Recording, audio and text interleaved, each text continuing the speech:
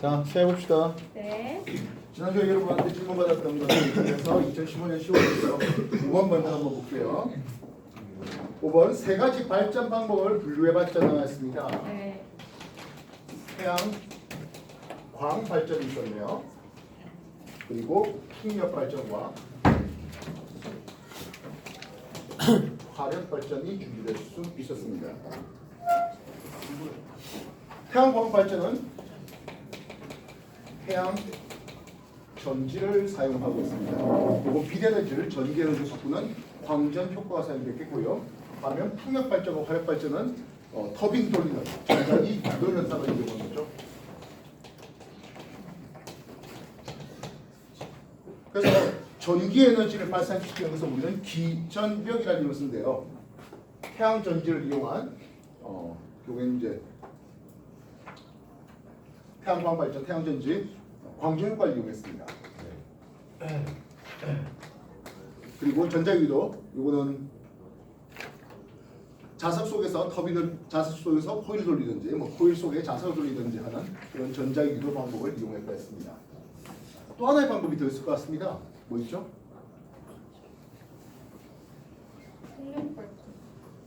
풍력 발전도 전자기도예요. 이야. 태양열 발전도 전자유도 방식을 이용하고 있습니다. 네. 또 다른 거 뭐 있을까요? 무력도.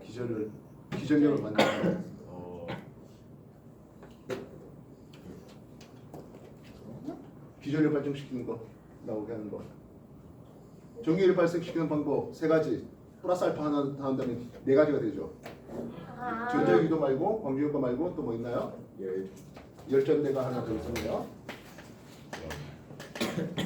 근데 열전대는 이제 뭐 보통 일반적인 상황에서 사용되지는 않죠. 어디다 사용됐습니까? 우주 탐사선 멀리 나가서 더 이상 뭐 태양광 에너지로도 전기 에너지를 공급받지 못하겠고 하는 그런 데가 사용됩니다. 또 하나 화학 전지가 있었죠. 그래서 전기 에너지 발생시키는 기전력 방법은 열전대, 화학전지, 광역과 그리고 가장 흔한 것은 아무래도 전자유도였다 했습니다.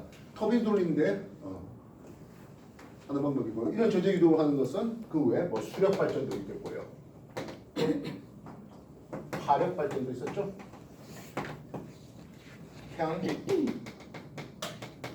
열 발전도 이건 전자유도가 기본적으로 자석 속에서 코일이 돌아가던 코일 속에서 자석이 돌아가면서 나온다라고 했었습니다.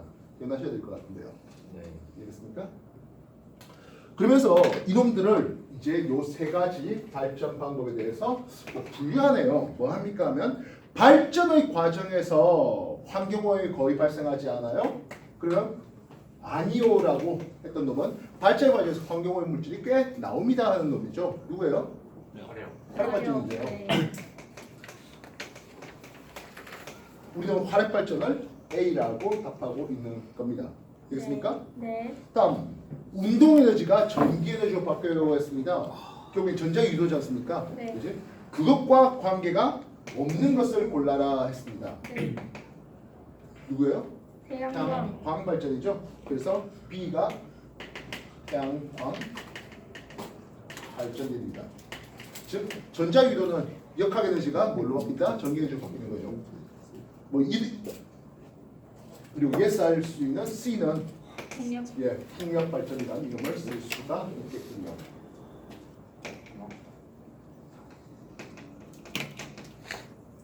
되겠습니까? 네. 그래서 질문입니다.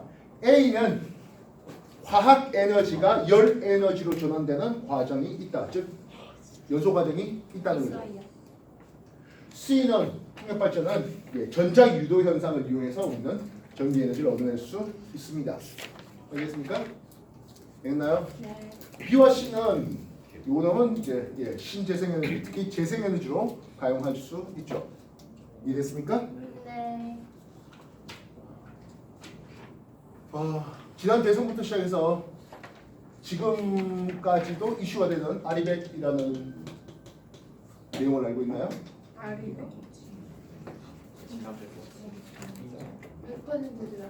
100%죠. 재생에너지로 반도체라든지 이런 것들을 만들었을 때 그거에 대해서는 이제 수입을 하겠는데 만약 그렇지 않다면은 원자력이라든지 화력 발전을 이용해서 제품 만들었다면 거기에 뭐 관세를 좀 많이 내게 만들겠다 하는 그런 내용들이 있겠습니다. 차이가 뭐 신경 안 쓰겠다는 놈들이 워낙에 위에 있어서 그렇죠. 5번 문제 답 낼 수 있겠습니까? 네. 다음 7번 문제 연역학 문제가 소개되고 있네요.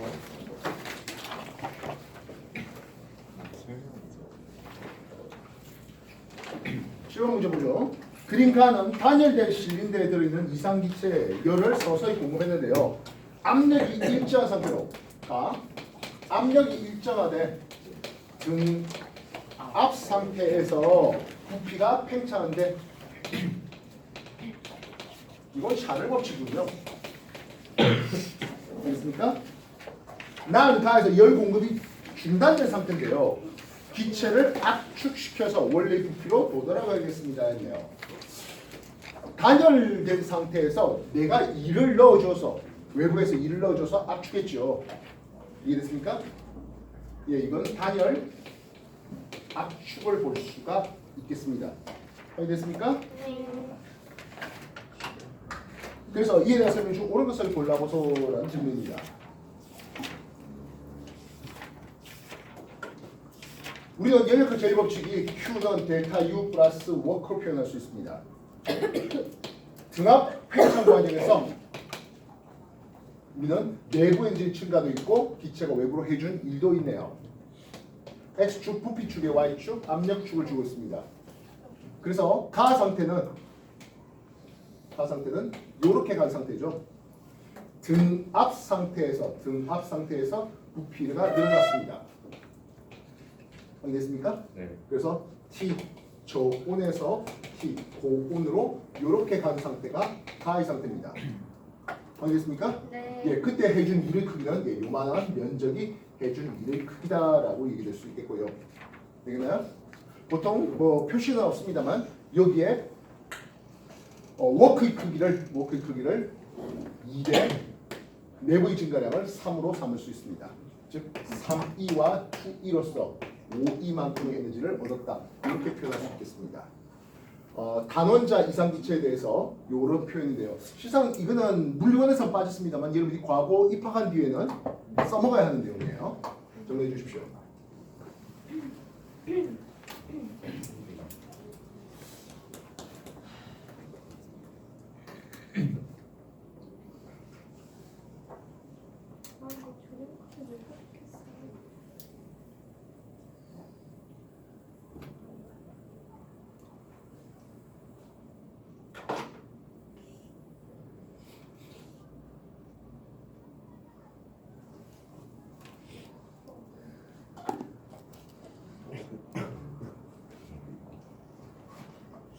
됐습니까? 되셨나요? 네. 두 번째. 그렇다면 나에서 단열 압축했잖아요.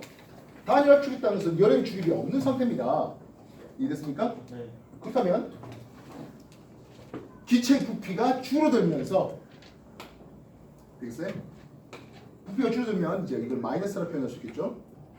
기체의 온도가 올라가요라고 얘기할 수 있겠습니다.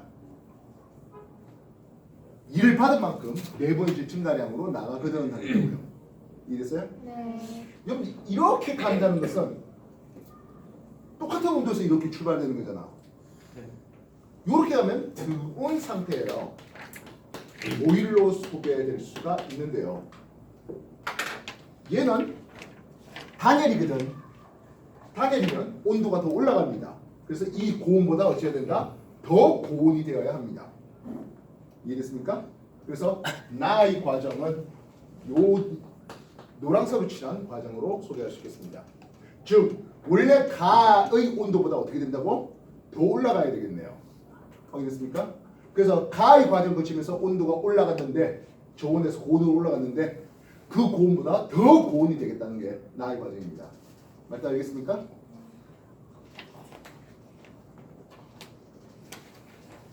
기억 보겠습니다. 부피가 증가하는 동안 기체가 흡수한 열량은 기체가 한 일과 같다? 그보다 많죠? 이해됐어요? 네. 기체가 흡수한 열에너지가 기체가 해준 일과 똑같으려면 내부 이제 변화가 없어야 돼요. 온도가 일정해야 돼요. 이해했어? 네. 등온에서 움직였어야 될 것이겠습니다. 그래서 만약 가에서 이런 과정을 거쳤다면은 기억의 말이 맞겠으나 등온 과정이었다면 근데 이게 아니죠. 가의 과정은 이 과정으로서 등압의 과정이다 보니까 내부의 지층가량도 있고 외부의 해준일도 있다 보니까 흡수한 열의 크기는 해준일보다 당연히 많거든 해야 되겠습니다. 이해됐습니까? 네. 기체의 온도는 나에서가 가에서보다 더 높다. 맞아요. 나는 단열 상태에서 압축을 받는 과정에서 온도가 더더 올라가는 과정이 되겠습니다. 되겠습니까? 네. 이건 기체의 압력은 나에서가 역시 더 크다. 그렇죠? 출발한 가에서보다 가는 압력이 일정 상태고 나는 그 등압 단열 압축한 과정에서 압력이 훨씬 더 높아져 있는 상황입니다. 이해됐습니까? 네. 그래서 전 리얼 워크 가의 워크와 워크 나의 워크에 대해서 크기 절대치를 비교하면 워크의 크기는 누가 더 크다?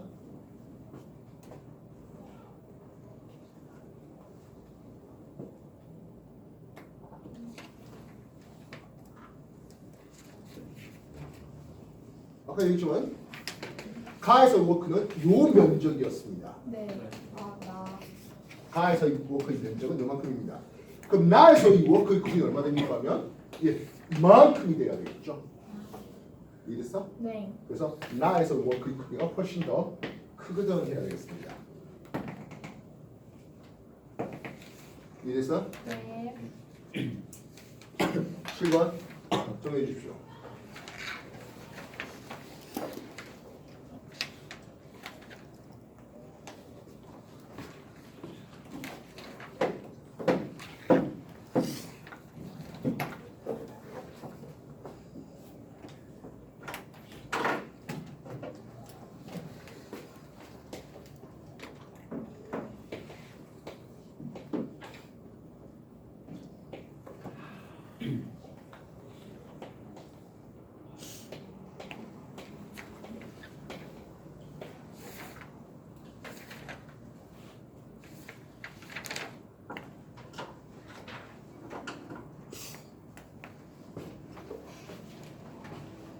다 됐습니까? 9번 보겠습니다. 낱말 맞추기 했네요. 가로 1수부터 해보죠. 가로 1세. 쿼크 3개로 이루어진 핵자인데요. 전하를 띈다고 봅니다. 양성자. 네, 이건 양성자군요. 네. 다음 B. 중성자가 양성자로 분개될 때 나오는 렙톤인데요. 전하를 띄지 않는답니다. 이건 중성 미자. 미자라고 써야 되겠네요. 네. 세로열쇠 위 커크 하나와 아래 커크 2개로 이루어진 핵자랍니다. 이건 중성자죠. 원자핵과 전자 사이에 작용한 힘, 이건 전자기력이죠. 확인됐습니까? 네. 그러면 A와 B 사이에는 했습니다. A가 누구? 양성자와 네. 그지? 양성자와 다음 성미자 중성 미자 사이에는 전자기 D가 작용한다. 전자기력이 작용할 리가 없죠. 중성인데 전자기력이 작용하지는 않겠네요. 됐습니까? 네. C는 중성자로서 전하를 띄지는 않겠다. 괜찮죠? 됐습니까? 네. D 전자기를 매개하는 입자는 뭐예요? 네. 전자기를 매개하는 입자 뭡니까? 왕자 광자죠. 네. 이해됐어? 네. 그래서 원자 핵으로부터 n 이꼴 1껍질, n 이꼴 2껍질. 그래서 1껍질에 있던 전자를 2껍질로 올리려고 합니다. 뭐가 필요하다? 자외선에 해당할 수 있는 에너지가 필요하다. 네. 라이먼 계열에 해당하는 에너지가 필요하다. 네. 그럼 2껍질이 있던 게 1껍질로 내려와. 이제 그러면 광자를 방출합니다. 네. 광자를 방출했다는 것은 에너지가 높아진 거야, 낮아진 거야? 에너지가 낮아졌다는 얘기가 되겠죠? 네. 이해됐습니까? 네.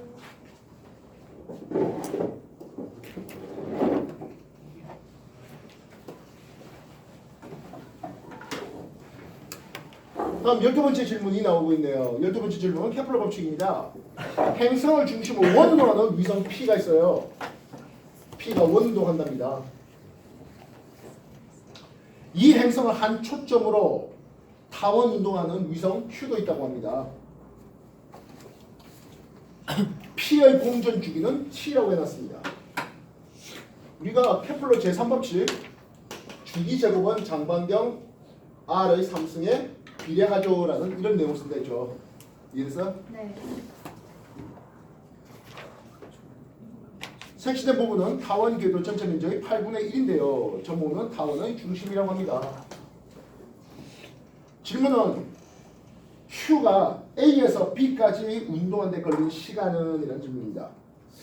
우리가 지금 P라는 놈은 장반경이 얼마 됩니까 하면 D가 되고 있습니다. 공전 주기를 T라고 했습니다. 확인됐나요? 네. Q라는 놈은 어때요? 장지름이 8D죠. 네. 장지름이 8D니까 장반지름은 4D가 나옵니다. 4D를 준다면 주기는 얼마 주겠습니까? 8년 주겠죠. 네. 네. 8T를 주게 되겠습니다. 네. 4의 3승은 8의 제곱말입니다. 이해됐어요? 네. 그래서 P가 한 바퀴 돌는데 시간이 T가 들었어요. 네. Q가 한 바퀴 돌리면 얼마 든다고? 8T가 들어요. 네. 이해됐습니까? 네. 근데 이 전체 면적은 8분의 1에 해당한다잖아. 네. 그럼 얘는 T만큼 움직이니까 되겠죠. 네. 예. A에서 B까지 T만한 시간이 걸렸네요. 8T가 걸려야 전부 다 도는데 8분의 1 면적 도는다 했잖아. 그래서 T만한 시간이 걸렸다 볼 수 있습니다. 즉 P가 T만한 시간 동안 한 바퀴 돌아서 이만큼 오면 Q란 놈은 A에서 B까지 T란 시간 동안 8분의 1 면적 S를 가게 됩니다. 이해됐어요? 네. 케플러 제2법칙 면적 속도 일정 법칙까지 함께 적용하는 문제예요. 이해됐습니까? 네. 다음 13번 해봐야 되겠네요.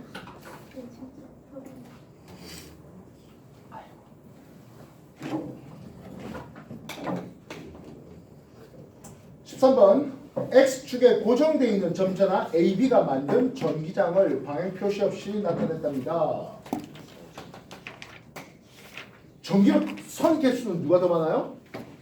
B요. B가 많죠. 네. 그 말은 전하량의 크기는 비가 더 커요. A하고 B를 볼 때 B가 더 크다 되겠습니다. 네. 그리고 지금 전기력선이 뭐 A에서 나와 B로 들어가는지 모르지만 어쨌든 네. 이 A, B 사이에 이렇게 연결이 돼 있잖아요. 네. 그 말은 무엇이냐? A하고 B는 부는 서로 달라요. 반대다 하겠죠. 네. 그래서 힘 F 전기력은 A하고 B 사이에 인력이 걸리고 있는 상황이에요라고 쓸 수 있겠습니다. 네. 대학 설명 중 옳은 것을 골라보자 했습니다. A, B 사이에는 서로 당기는 전기력이 작용할 수 있었다. 어때요? 맞아요. 맞죠. 전기장의 세기는 P점에서 Q점에서 같습니다. 어차피 여러분들 B 자기장 얘기할 때 네. 단위 면적당 자기력 선속 했잖아요. 네. 결국엔 이 자기장의 전기장의 크기도 마찬가지가 되겠습니다. 전기력 선속의 밀도를 따져야 되겠죠. 네. P점과 Q점 중에 누가 더 전기력 선속 밀도가 더 빽빽해 보입니까? Q요. Q점이죠. 이해됐어요? 네. 그래서 이 전기장은 역시 단위 면적당 전기력 선속의 밀도로서 표현될 수가 있을 텐데요. 이해됐습니까? 네. 누가 더 크다고? P점과 Q점 중에서 Q점이요. Q점이 전기력 선속의 밀도가 더 크다 하겠습니다. 네. 되겠습니까? 네. 그러면 전기장의 세기가 제로가 될 수 있는 점은 했어요. 네. A의 전압이 작거든요. 네. 이해됐어요? 네. 그래서 전기장의 세기 E를 쓴다면 상수 K에 떨어진 거리 R 제곱의 어떤 전압 Q를 쓸 수 있겠습니다. 네. A 입장에서는 전압의 장이니까 상대적으로 자기한테 가까운 여기에 가까운 이런 쪽에서 전기장의 네. 제로가 될 수 있는 A가 왼쪽에 있겠습니다. 네. 그래서 디귿 얘기가 맞죠? 네. 이해됐습니까? 네. B형이 오른쪽이면 여기는 B한테 거리도 갖고 B의 전하량의 크기가 더 크다 보니까 여기는 전기장이 제로될 수가 있는 곳이 없거든 해야 되겠습니다. 네. 확인됐습니까? 네.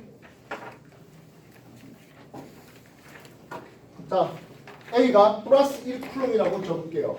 C가 플러스 4쿨롱이 적을게요. 네. 그러면 전기장이 제로가 될 곳은 어디 있겠습니까?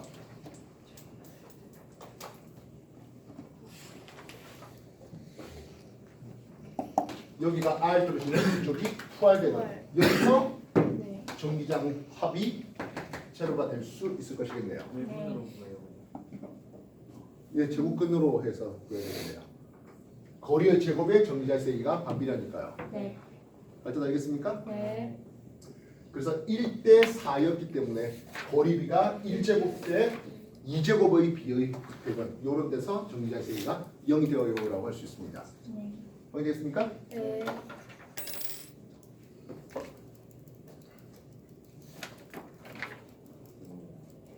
거의 이렇게 그렇죠? 네.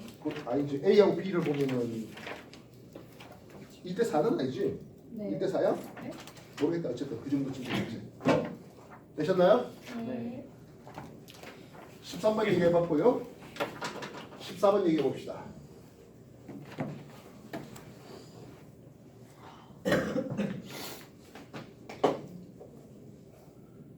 뭐야? 그림과 하는 물체 AB가 도래를 통해 실로 연결된 상태에서 정지 있습니다. 네. 왜 정지 있겠습니까?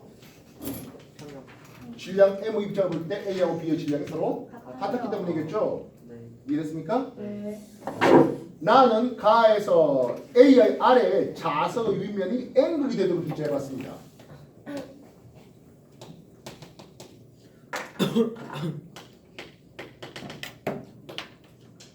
이랬더니 운동하기 시작하는데 얼라리와 A가 밀려 올라간대. 네. 왜 밀려 올라갔을까? A 입장에서는 이게 반자성체죠. 네. A가 반자성체니까 서로 밀어내는 A하고 자석 사이에 밀어내는 청력이 걸려야 A가 위로 올라가는 겁니다. 네. 이해됐습니까? 네. 반자성체라는 것은 요 A의 아래쪽은 N, 이쪽이 S 이렇게 걸릴 것이다라는 생각을 해줄 수 있겠죠? 네. 그래서 A가 반자성체요. 기억 잘 되죠? 네. 그러면 나에서 A는 자세히 가까운 면이 S극이었다고요? 아니요. 아니요, N극이었다 해야 되겠죠? 이해됐어요? 네. 이게 뭐하래? 가에서. 가에서 B의 아래쪽이 자석을 놓아요 했습니다. 네. 지금 A가 반자성이니까 B는 상자성체입니다. 네. A하고 B는 반 아니면 상 둘 중 하나라고 했습니다. 네. B 입장에서는 이제 상자성이 끌어당기겠죠. 네. B가 위로 올라간다고요? 아니요, 아니요. B가 아래쪽으로 끌릴 거야 되겠습니다. 네. 이해됐습니까? 네. 좀 해주십시오.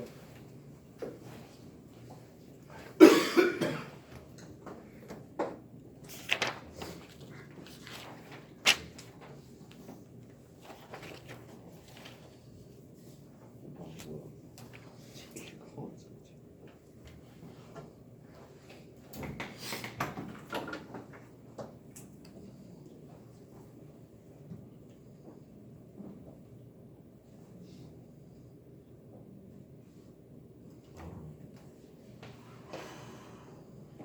15번 광주효과에 대한 질문입니다. 우리가 금속관에 어떤 특정한 빛을 쪼여줬더니 네. 한계 진동수보다 작은 진동수의 빛에 대해서는 광전자가 방출되지 아니하고 한계 진동수 이상의 빛에 대해서는 바로 광전자가 튀어나간다 하는 게 광전효과의 핵심인데요. 네. 그래서 이 금속과 자유전자 사이에 금속과 전자 사이 인력을 끄는데 필요한 에너지를 워크 펑션 이람수라는 이름을 씁니다. 네. 이 이람수는 한계 진동수의 프랑스상 수하를 곱한 요만큼이 이람수가 되는데요. 네. 요 F가 만약에 한계 진동수보다 더 크다면 어떤 일이 벌어진다고? 광전자가 튀어나가는데 이 광전자가 가지고 있는 운동에너지, 엄밀히 말하면 맥스멈 값입니다만은 이건 광자가 가지고 있는 에너지에서 이람수의 크기만큼 빠지거든 하는 내용입니다. 네. 그래서 한계 진동수 F0에 대해서 한계 진동수보다 더 큰 진동수에 대해서는 광전자의 운동 에너지가 이런 그림이 나가네요. 예, 요 크기가 마이너스 5 펑션 되겠고요. 네. 요 한계 진동수 F0를 줄 수 있습니다. 네. 보이겠나? 네. 자, 지금까지 한 거 정리해 주십시오. 한계지수보다 작으면 이런 일은 벌어지지가 않거든 하는 거예요. 그래서 여기를 점선화시켰던 이유입니다. 물론 이제 금속 일합수가 더 크다고 해서 한계지수가 그만큼 더 커지겠죠도 나올 수 있겠죠. 네.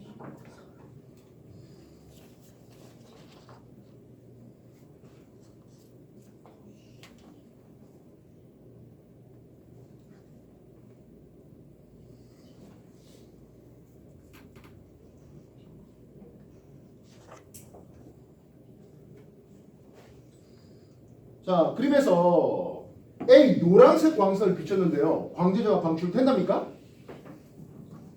네. 안 된댔죠? 네. A 노란색 광선 비추니까 광대가 방출되지 않았답니다. 네. A 노랑으로서는 한계지능수보단 작았습니다. 어? 되겠습니까? 네. 다음 빛의 삼원색 중 두 가지에 해당하는 단색광 B, C를 동시에 보여줬습니다.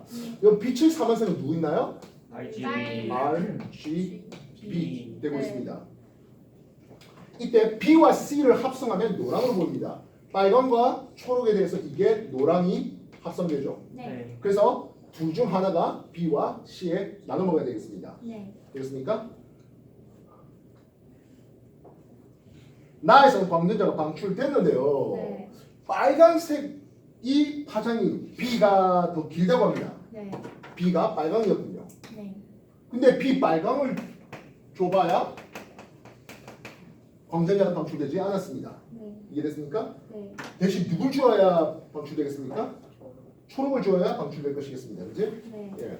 요게 C가 되고 초록이겠네요. 네. 이해됐습니까? 네. 그래서 C에 의해서만 광전자가 방출될 수 있었습니다. B, C를 동시에 쪼였지만 B는 신경 쓸 거 없거든 하는 내용입니다. 네. 금속판에 C만 비춘다면, 초록만 비춘다면 얘 광전자가 방출됩니다. 금속판에 A, B 이건 둘 다 한계지능수가 작습니다. 네. 아무리 오래 쪼여줘도 또는 아무리 강한 B, A를 쪼여줘도 광전자가 방출되지 않겠습니다. 이해됐습니까? 네. C를 사람의 눈에 지으면 초록이다 보니까 노건풀 세포가 가장 크게 흥분될 것이겠습니다. 네. 이해됐어요? 네.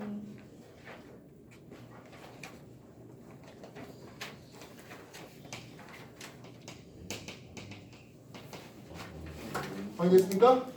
네. 15번 광물과 얘기해봤습니다. 정리하십시오.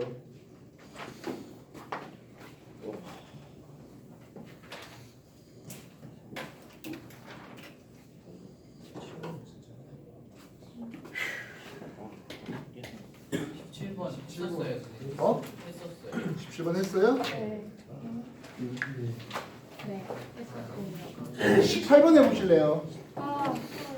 18번은 국어가 굉장히 네. 필요한 문제입니다. 18번 문제는 국어를 정말 잘해야 됩니다.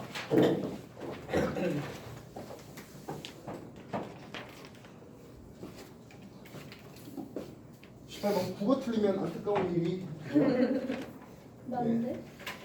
18번 틀렸어요? 아니요. 아, 잘 맞췄다 이거죠? 나는 국어 잘한다 이 아니요. 건데요. 저 그거 못하는데. 76점인데. 아 77점. 77점은 김대성이고. 뭐라고? 아니요. 87점. 77. 70. 아. 속력이 빠르면 유체의 속력이 빠르면 압력은 어떻다고? 맞아요. 낮아진다 하는 내용이에요. 배웠죠? 네. 그리고 글자 살리기를 했습니다. 어. 여기까지 와서 힘내야 돼?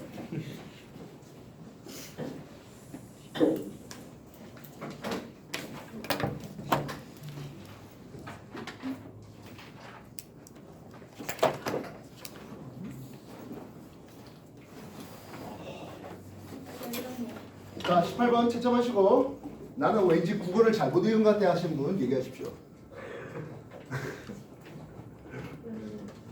아니요. 아니요. 함채원 뭐 때문에 틀렸어요? 디귿 때문에 틀렸어요? 잘 찍었더니 맞던데. 우와. 찍냐 이걸? 이걸 찍어야 돼. 몰랐으니까. 심각. 디귿 때문일까요? 지금? 때문이지 않아요? 보통? 이게 보통 디귿 때문이죠? 네. 가만히 정지했습니다. 네. 알짜리 얼마? 영. 0이에요. 여기다가 동그라미 치면 된다고? 아니요. 이거는 공기가 네. 탁구공에 작용하는 합력은 했잖아요. 네. 이해됐어요? 네. 중력 방향이 아래쪽으로 아래. 중력이 작용되고 있으니까 공기에 작용되는 합력 방향은 위쪽 위쪽. 방향으로 중력과 같은 크기로 위쪽 방향으로 이렇게 해야 되겠죠? 네. 국어 이해되겠습니까? 네. 자 그러면 뭐 다 10월에 질문 다 끝났죠? 네. 수능 다 풀었습니까? 2015년도에 실시했습니다. 2016학년도 수능 문제 다 풀었습니까? 네. 아직 안 푼 사람 있어요? 와 이런 거. 자 간단하게 한번 더 풀 시간 드릴게요. 빨리 해보십시오.